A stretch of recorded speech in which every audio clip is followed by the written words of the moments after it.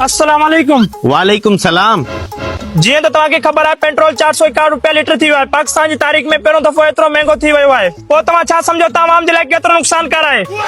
नुक़सान वरी छा जो अवाम जे लाइ फ़ाइदो ई फ़ाइदो आहे। अरे चरियो या दिमाग़ ख़राब थी अवाम परेशान लॻी पई। तूं चए थो फ़ाइदो आहे, कहिड़ो फ़ाइदो ॿुधा? अड़े भाउ पहिरियों फ़ाइदो इहो अवाम हाणे फज़ूल ख़र्च न कंदी। ॿियो फ़ाइदो इहो जेका वांदा दोस्त ऐं मैट डेली डेली घारींदा उहे हाणे घाटी ईंदा।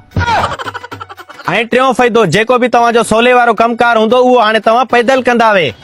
पैदल घुमण सां तव्हांजी सिहत बि बरक़रार रहंदी ऐं तव्हांजो पेट बि न निकिरंदो। तव्हांजी शुगर बि न वधंदी ऐं ब्लड प्रेशर बि नॉर्मल रहंदो ऐं तव्हां डॉक्टरनि जी फीस को बि बची वेंदा वे। बात तो सही है।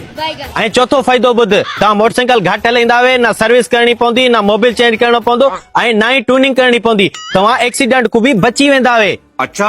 ऐं आख़िरी फ़ाइदो तव्हां पंहिंजो कमकार तसल्ली सां कंदा वे ऐं पंहिंजे घर वारनि खे पूरो टाइम ॾींदा वे। हाणे ॿुधा फ़ाइदो थियो या नुक़सान? न नुक़सान थियो। अरे ना फ़ाइदो थियो। रुको जरा सबर करो। संगत हाणे तव्हां ई ॿुधायो हिन भाउ खे फ़ाइदो थियो या नुक़सान? मूंखे त देरि थींदी पई आहे, मां हलां थो। ठीकु आहे भाउ?